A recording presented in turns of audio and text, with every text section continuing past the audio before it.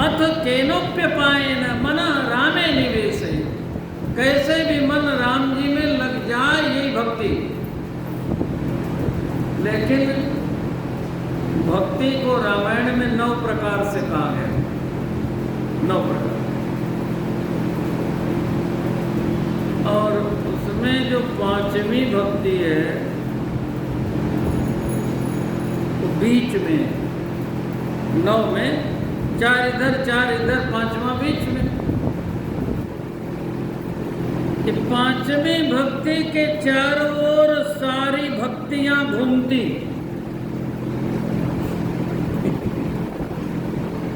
इसी 5वीं भक्ति के चारों ओर सभी भक्तियां घूमती और आपके जीवन में ये सभी भक्तियां आएंगी,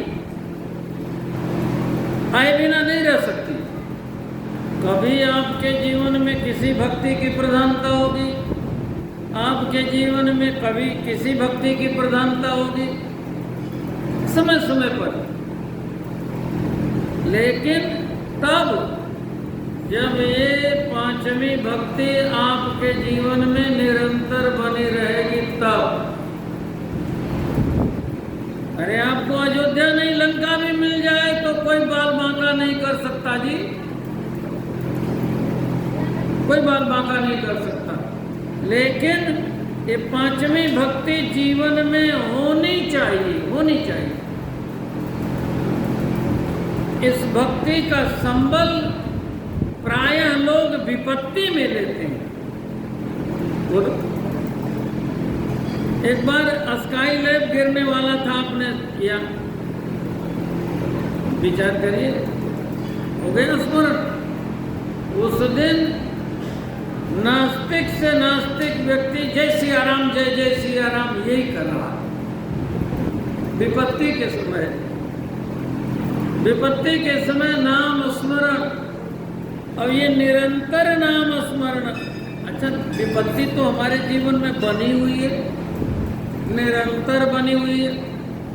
सबसे बड़ी विपत्ति मृत्यु को ही तो कहते हैं।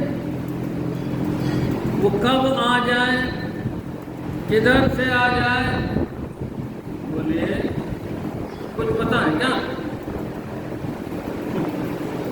ये संत लोग निरंतर नाम स्मरण करते क्यों? अभी हमने नाम स्मरण छोड़ दिया, इसी समय मृत्यु आ गई तो।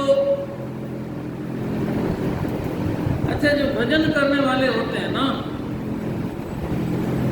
भगवान उनको छोड़ के नहीं रह सकते, भगवान उनको छोड़ के नहीं रह सकते। भगवान अपना काम करेंगे, संसार संभालेंगे, लेकिन जो भजन करने वाला है भगवान निरंतर एक रूप से उसके साथ रहते हैं, निरंतर। वृंदावन में एक बहुत बड़े संत हुए, सनातन गोस्वामी, सनातन गोस्वामी। तो जब वृद्धावस्था का समय आया, उस अवस्था में भगवान ने सोचा ये बाबा अकेला है, कोई और नहीं है, चलो मैं चलता हूँ इसकी सेवा में।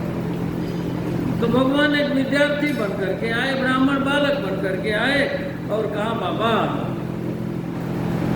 आप जैसे संत का हमको संग चाहिए। अच्छा, क्या करोगे? आपकी सेवा करूँगा, आपके साथ रहूँगा, कुछ सद्गुण मेरे भी जीवन में आ जाएंगे। बाबा मैं आपसे बहुत प्रभावित हूँ, मुझे अपने साथ रख लीजिए। बाबा ने सोचा बुढ़ापा है, अपने से चेला आ गया है, शरीर काम कर नहीं रहा, चलो चलो।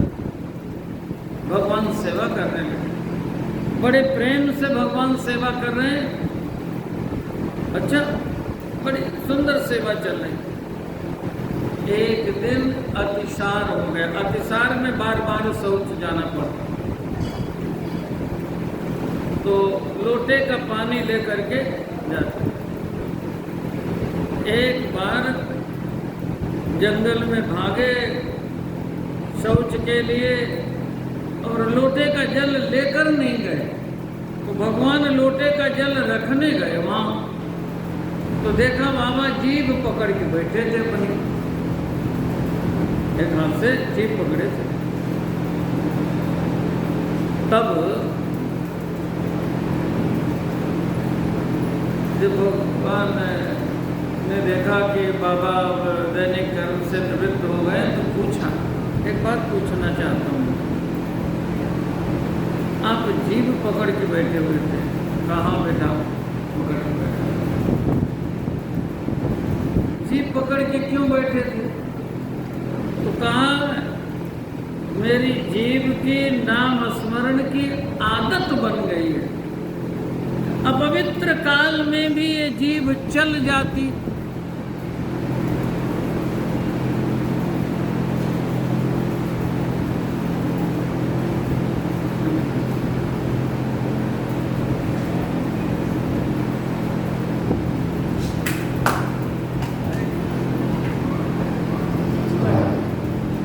अपवित्र काल में ये जीभ जब चल जाती, अच्छा नहीं होता। तो भगवान ने कहा,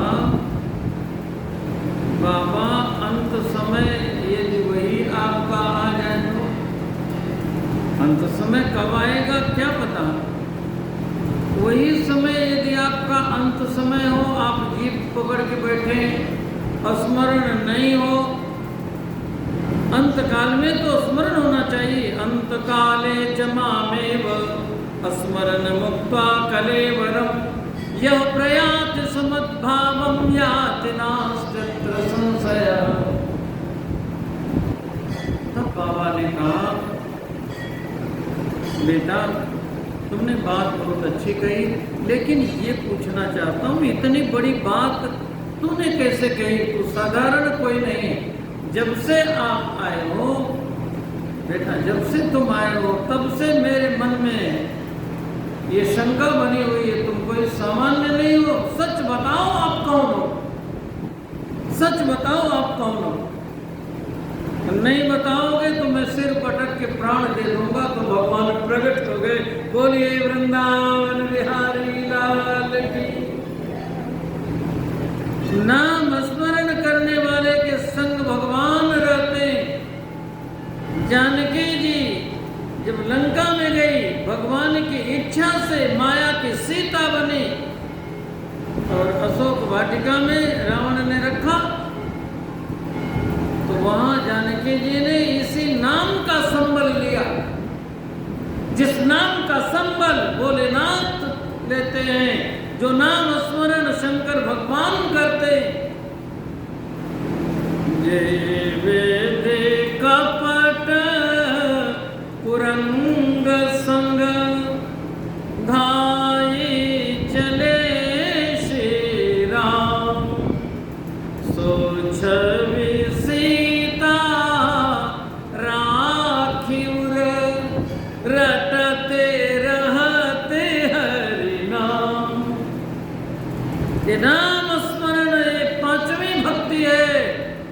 चार भक्ति इधर, चार भक्ति इधर, सारी भक्तियां इसी पांचवी भक्ति के चारों ओर नृत्य करते रहते हैं। सारी भक्ति आपके जीवन में आ जाएगी जब आप नाम स्मरण निरंतर शिव जी की तरह करते रहेंगे। आप धन्य कहलाएंगे, कृतकृत्य कहलाएंगे। धन्यास्ते कृतिनः पिबन्ति सततम् श्री राम नामामृतम्। आपकी मंगल कामना करते हैं, समय पूर्णता को प्राप्त हुआ।